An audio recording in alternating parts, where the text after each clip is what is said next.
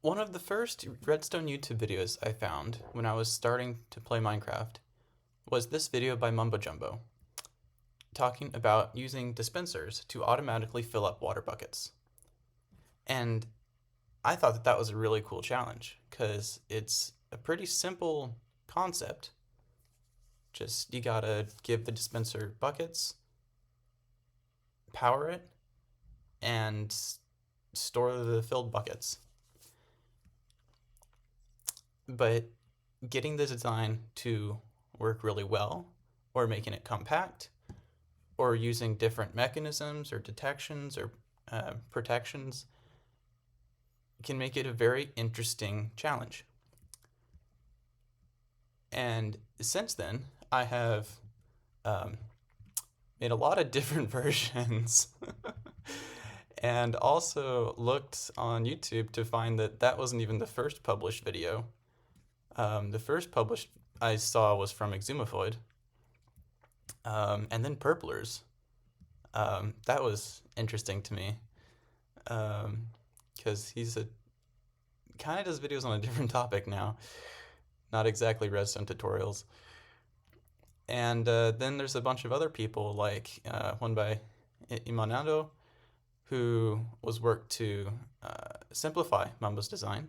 Then, of course, Ilmango came along to make it even more compact and improve the UI. Um, then this design's funny because, like, the where is it? This one.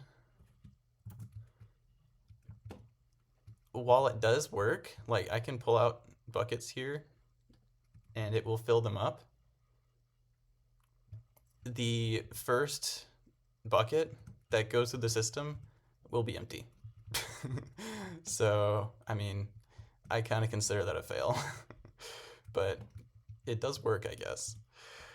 Um, then, when bottles came out, Ilmango published a design using instant droppers, which are also really cool. Um, K1 made a design that used two comparators to read input and output protection, um, which basically simplified to. Shoot, I thought it was here. No, no, no, no. Oh,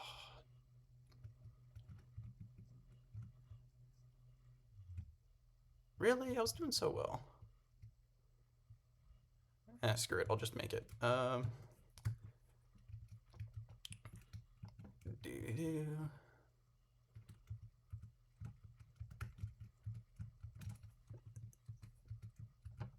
Their design, really basically, was put together like this.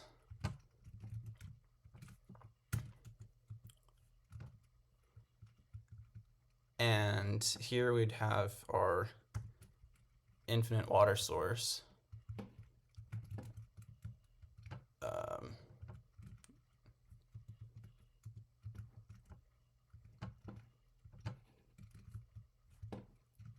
okay. The way that one worked, though, was that it has this dispenser filled up with buckets so that when you power it, it fills up the bucket and launches it out of the dispenser into this hopper here. And then it has a clock just continuously going, powering the dispenser. Then it detects if there's items coming in, then it's cool to keep the clock going. But that if there's no items coming in, the dispenser will eventually empty and break. So that would stop the clock when there's no items coming in. And then if this hopper gets full, actually, I think they did it from the chest, but if the hopper gets full, there's no more storage, so you need to stop the clock as well. So that uses two comparators and 9 stacks of empty buckets to make that design work. So That one's also kind of really expensive and a fail in that sense. Still thought I had it around here somewhere. But anyways, continue.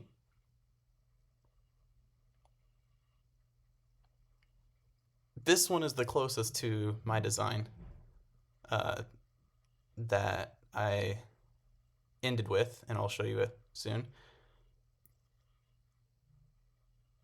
These were some bedrock designs, but one of them is actually really interesting because, okay, it takes this design, but what if you're using this in a system where you don't care about detecting this? And you're fine if it goes a little bit slower than hopper speed. Well, every time a bucket goes through the system, that comparator down there will see it in the hopper as it goes through. So you can actually just put a torch on this, and that'll self-clock and shut off when the output gets full. Just speed that up because it's half hopper speed, it's slow. But there you go. And so then, as long as empty buckets come into the system often enough, or you have like a chest of buffer, then this dispenser will always stay full and it'll keep working fine. So that's definitely the absolute cheapest design, except for all the buckets that you got to pre-fill here. Because what happens is that the dispenser will randomly pull from each stack every time it dispenses. So it'll get down to a state kind of like this, where every stack is just a few items. Then it will keep going, and it'll fill up a bucket and it'll stay in that slot instead of going out into the hopper. And that would break this design because it would no longer go to the hopper and turn off the torch to clock for the next cycle.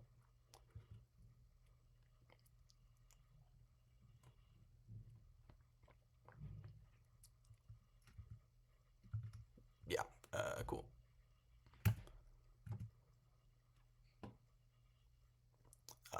This one here is practically the same redstone as this one.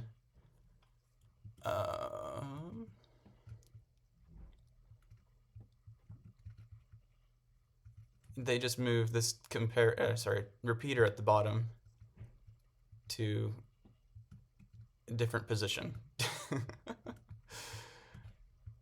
But other than that, they're the same design. Also move where the water source is. Then we have, of course, the one from Malachi Crazy Cat, which is pretty cool. Basically this design, I think. Yeah. So we can have a water source on the side. Really nice UI here, though there is dust on top of the input barrel. And this design is a bit slower than some of the others because it includes a repeater here. Now let's talk about my compact design and how I got there and how these work. So I started from Mumbo's design here. Since I said I saw his video pretty early on, I was like, well, how can I compact this? This looks quite big. So let's go explore that. So just looking at Mumbo's design here a little bit, he had the dispensers pointing up and comparators reading from them through a block. But I was curious, well, what if we just read through, move the comparators closer? Well, we need to power these hoppers so that it doesn't fill the dispenser with too many buckets. The way this design works is that it uses one comparator to detect when a bucket comes in the dispenser. Then it powers the dispenser. And then it detects the change from one empty bucket, which is 16 stackable, to a full bucket, which is non-stackable. Counts as 64 items to the comparator. So out of 9 slots, the basic math is 64 items over 9.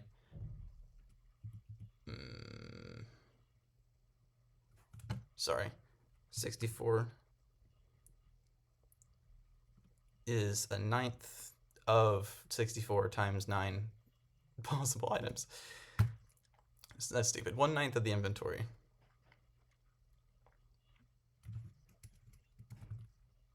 I can't do math. Why am I doing this? 14 signal strengths divided by 9. There we go. 1.5 rounded up is a 2 signal strength. Sorry. And so the signal strength here increases to 2. And then that unlocks the output hopper. And of course it'll stay in the state with the full bucket in the dispenser if the output is full and the hopper can't pull it out, because the input is still locked until the water bucket here leaves that dispenser.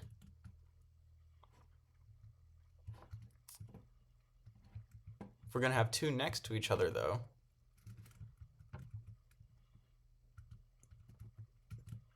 this powers that input hopper for just one design, but with 2,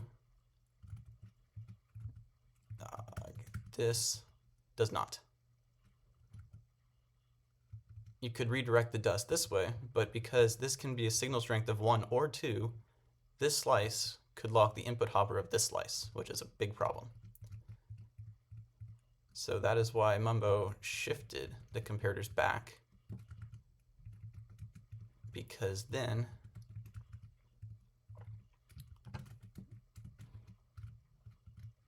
we could use a piston pushing a redstone block into the hoppers to lock them. But in one of the versions, I think I marked here, 1.9, redstone blocks now subtract from the side of comparators. And that's a problem. But the good thing is that we only want the blocks to power when they're next to the hoppers. So we can move them above a torch, which powers through.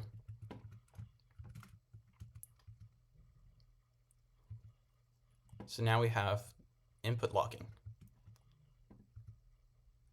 Then the next thing is you got to power the dispenser from here. Oops.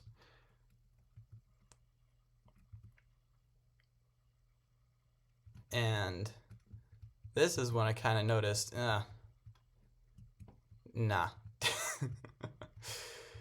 What if I move the dispensers toward the middle and the comparator to the side? Then I don't need all this space pushed out, and this would be a lot closer distance.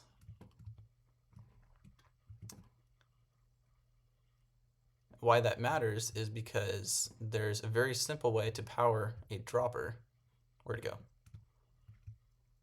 or a dispenser using QC. Comparator powers the block diagonally above, and this is used for things like a simple auto dropper. Hopper puts the item in, comparator reads it, and it launches the item out. And this does work at hopper speed, but not any faster.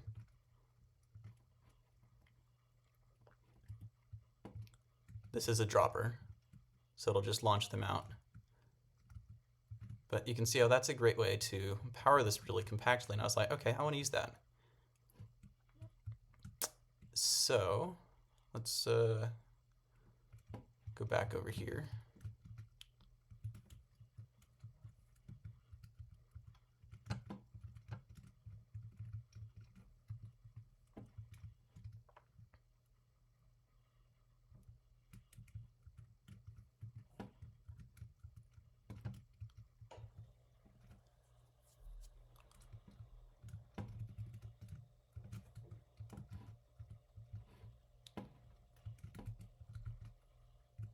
So let's do it this way.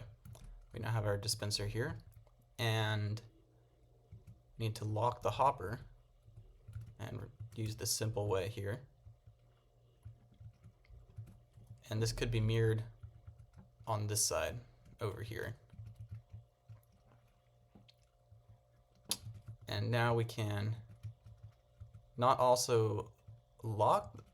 just lock the hopper, but also power the dispenser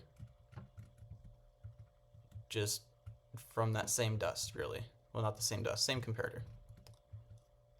So that's really cool. Now I've got input locking and powering the dispenser. Now we just need to work on locking the output hopper. Well, we need signal strength too, right? Then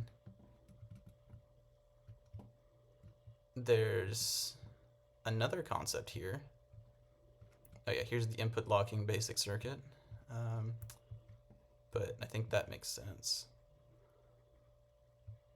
Here's an unstackable items filter. Just need 2 dust and a torch. And I'll take these items.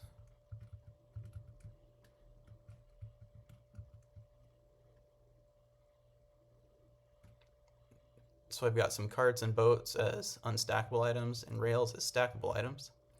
And they go through this hopper one at a time. If it's signal strength 1, it doesn't power anything. This torch is still on, it locks this hopper, so they just go to the side. But if it's an unstackable item, let's see if I can do it right this time. That's 14 over 5. 2.8 rounded up is a signal strength of 3. And you can barely see that. That signal strength is long enough to extend here and turn off the torch, unlocking this hopper to pull it down into this output chest. This is the exact concept we need, except in our case, this hopper is the dispenser. And travel back.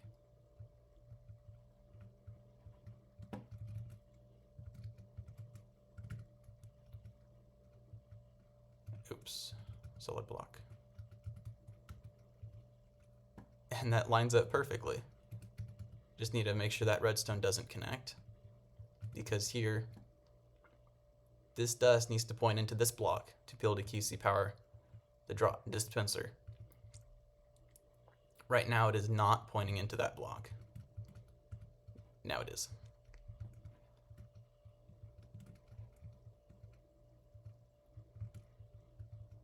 But that fits perfectly here. We have block powering double signal strength into the torch, unlocking the hopper. So this hopper will only be unlocked when there's a filled bucket in the dispenser. Oops.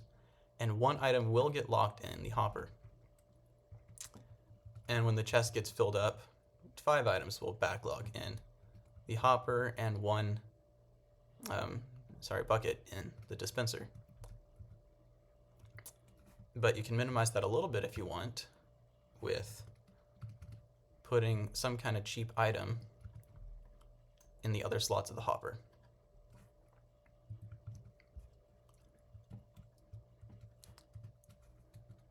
Now, need to add the water source. Can waterlog stairs for a very compact way to keep the water in the front here to not touch any redstone and not spill out.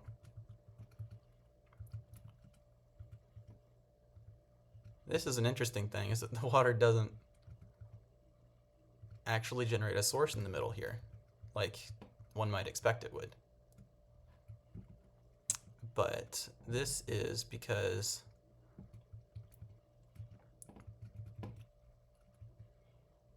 a water source will generate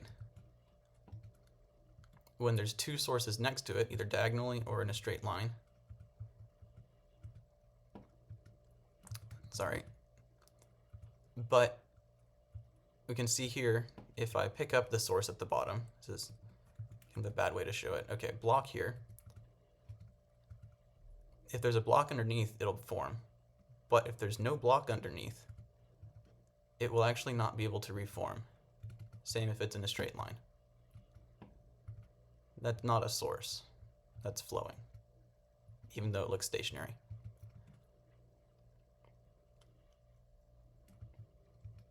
And so to fix this, you either need a water source underneath or a solid block. Or it doesn't even really need to be solid, just any kind of block that the water can form on top of.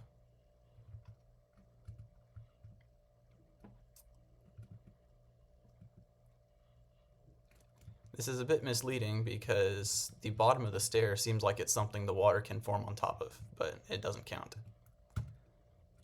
So any kind of slab or block under here will work. Need to just update the water and it's good.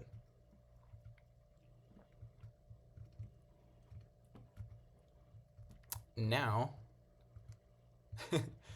this is a great design for if you want to just use one module. You got a nice UI here. You can even use cracked and mossy stone bricks because I think it adds a nice kind of story to the water filler. Because here you're putting in empty buckets where it's cracked and getting out filled buckets where it's mossy. But we said we were trying to make 2 of these, or I did at least. I use different pronouns all the time when recording. Okay, let's go remake this. Oh, and these bottom blocks can be glass or slabs or just more solid blocks. Yeah, doesn't matter there. Do solid blocks here.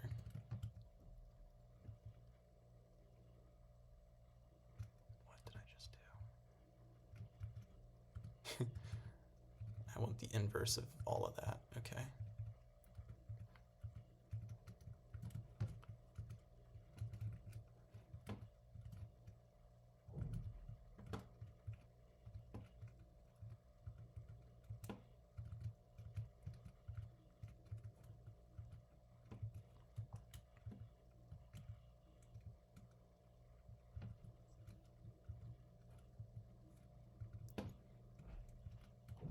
So to put these next to each other, the dispenser will have to point up or out this way.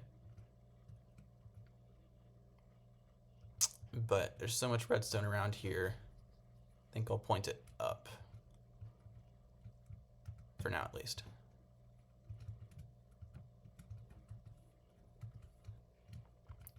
Input and output chest. Oh, we're getting a little close to this. Shoot, oh well. I'm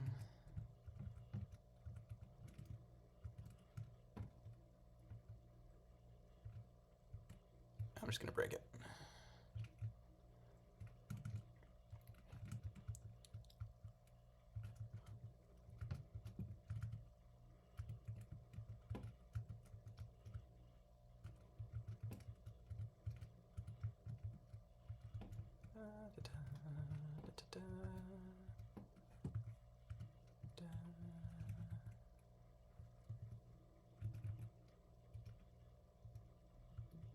Cool.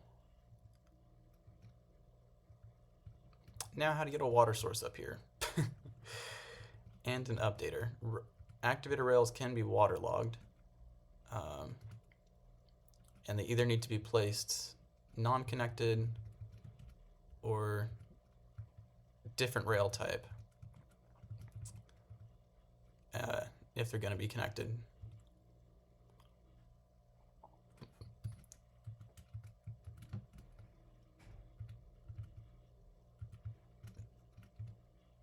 Then to hold the water in on this side, you can use stairs. And cover up the sides there, and cover up the sides here. And now I'm gonna waterlog the input chest because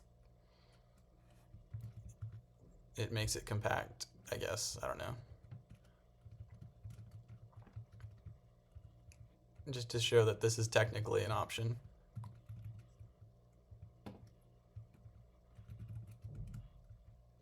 There it is.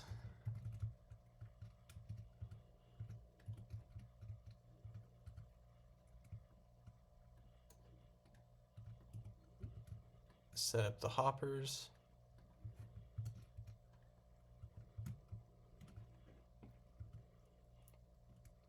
Put in some input items. There it is. Works pretty fast. And it'll stop automatically. It's really cheap. With only one comparator per side, 4 dust and a torch. And minimum of 2 hoppers. Oh. Yeah, and it stops automatically, and it'll start automatically. Every bucket is always filled, no empty buckets.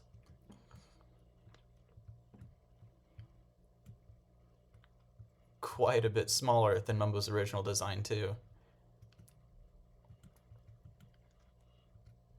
This is another thing I didn't mention though, is why did I not use 2 hoppers?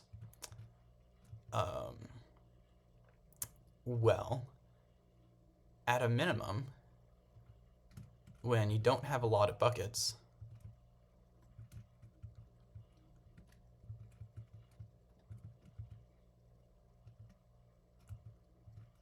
two hoppers are used because that means that there won't be one bucket stored in this hopper. It means that you have access to all of your buckets.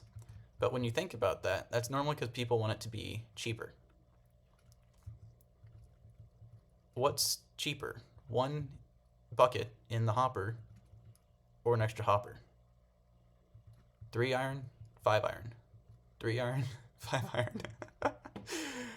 It's literally 2 irons cheaper to just leave the bucket in the hopper and use 1 less hopper. So that's what I did. And it also means that instead of 10 buckets filling in these hoppers when it's all full, you can just block the extra slots off with sticks, and only those 2 buckets, well, 1 in each hopper, are buffered in the background, along with the bucket in the dispenser. So it has less buffer in the end as well. And there's always an empty bucket and the input hoppers as well, if there are more items.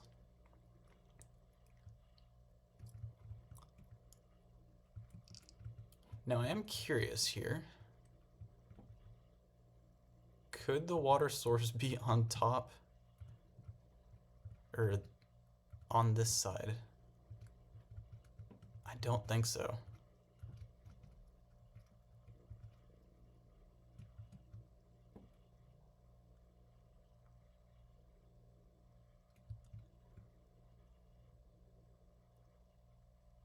Oh, 1 could be. You could change the direction that one of them go.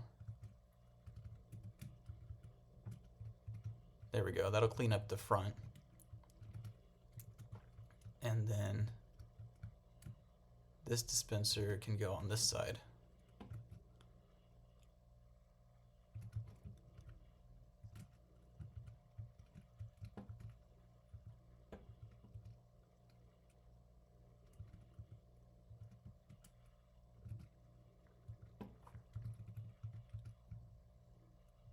Oh no, but there's a torch underneath so the water won't reform.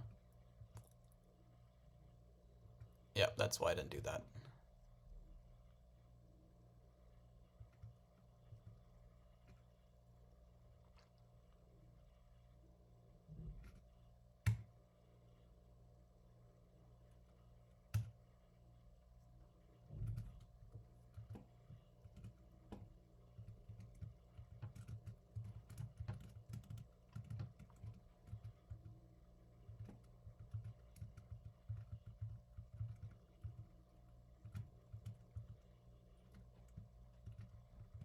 Okay. Then the other note is, what about these other designs? Because I just mentioned they were similar and that they were close to mine, but I didn't explain what they were doing or how they were different. They took a different approach. Instead of doing a signal strength 2 detection to turn off this hopper, they use delay. So the dispenser will receive an empty bucket. Comparator will detect that, power the dispenser. That's 2 game ticks for the comparator detection. Gets powered, 4 game ticks for the dispenser to actually pick up the water. Then 2 more game ticks for the comparator to detect that. Sorry, in this design. Detection based. Then the signal strength changes and 2 more game ticks until the torch turns off. So 2, 4, 2, 2. Then as this torch turns off, hopper pulls the item out. 2 more ticks for the comparator to detect.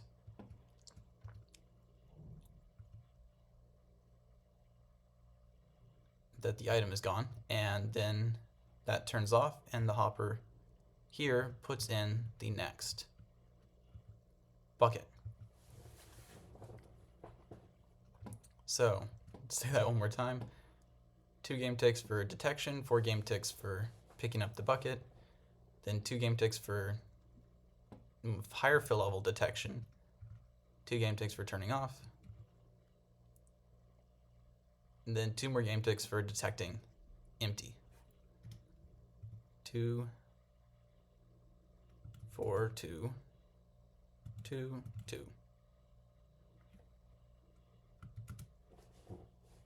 Sum that up is 12. 1, 2, 3, 4, 5, 6. Yeah. Game ticks in this cycle. Let's compare that to this one, where empty bucket comes in, the comparator detects it for 2 game ticks, powers the dispenser. 4 game ticks later, the bucket is now a water bucket, but that is now independent. Also, when this comparator first turns on, this torch will turn off. Yeah. Then this comparator, sorry, repeater. Why don't I just tick step this? That's stupid. Yeah.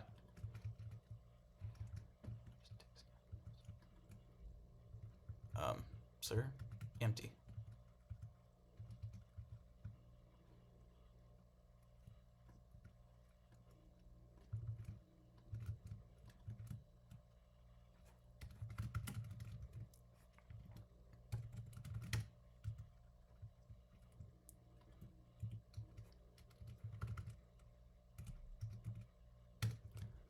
Okay, it's in the hopper. 8 game ticks for hopper cooldown. It's in the dispenser. Mark that time. 2 game ticks for the comparator. 2 game ticks for the torch. Bucket is still empty. 2 more game ticks for the dispenser. Bucket's now full. Repeater has spent half delay. 2 more game ticks for the repeater, and now it's off. So instead of 4 game ticks after the bucket fills, it's now 2 game ticks before this hopper turns off. It creates a faster cycle.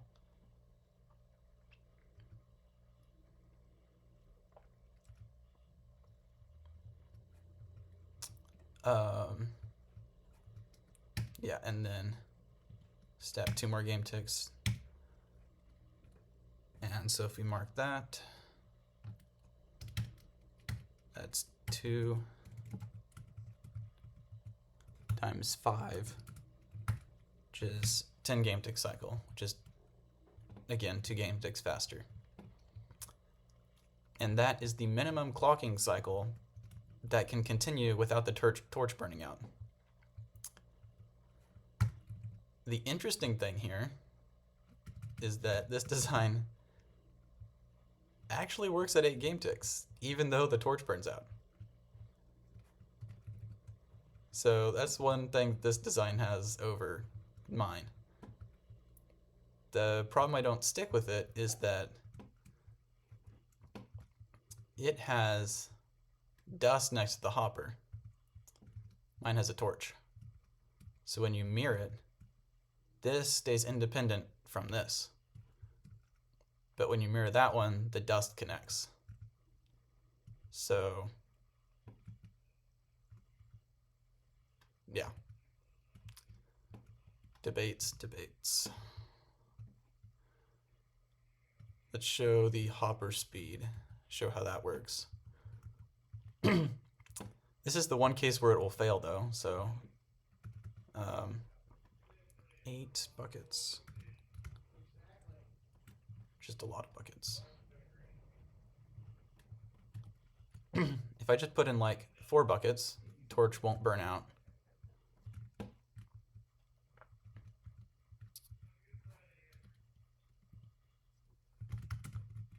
Unfreeze the game. So we can see that worked just fine. Add hopper speed. Put 4 in again.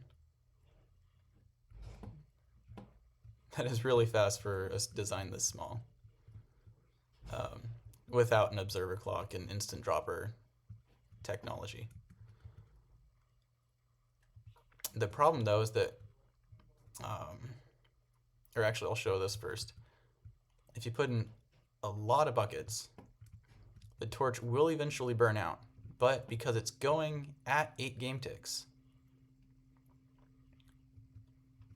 hopper cooldown is also at 8 game ticks. Like that's why we're amazed at hitting 8 game ticks, because that is hopper speed. The initial few cycles with the torch and the repeater have already offset the hoppers so that they push in and pull out the buckets at the correct times. So they will continue to hold the right timings, putting in the buckets, pulling out buckets, even though the torch turned off and stopped telling them exactly what to do. They're still going on the same cycle. And so it will continue filling up the chest even though the torch has burned out. So if you have a lot of buckets, again, this works fine.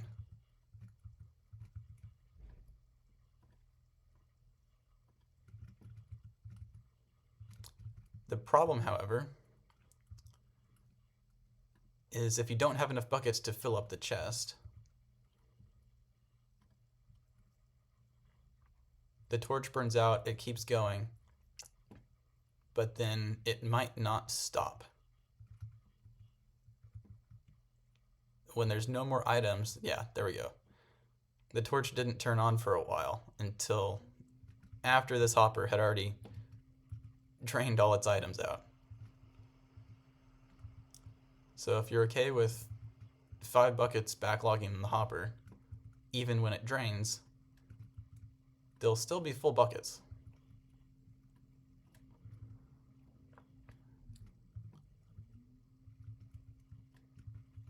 So I'll show that.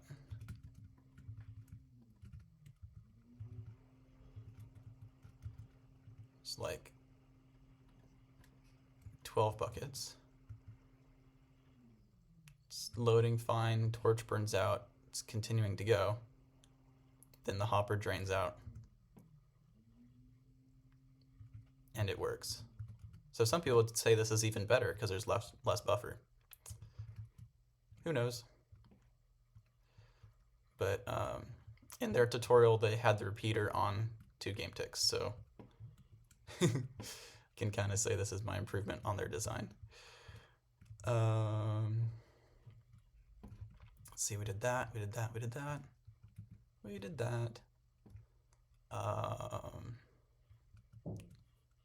Do I want to continue? There's still more I could go through. I don't know. I'll probably just stop here.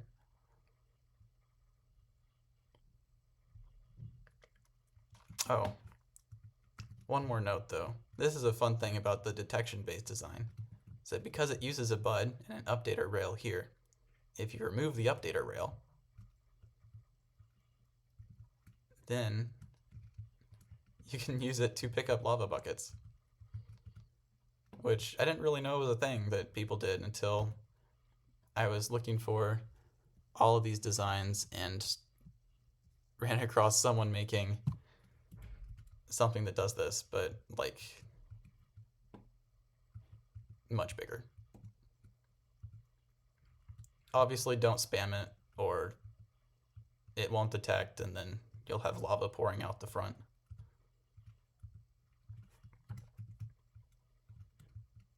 But yeah, the empty bucket goes into the dispenser, it powers it, QC, but it doesn't receive an update. Till you place down the bucket, updates it, and then the dispenser picks up the bucket.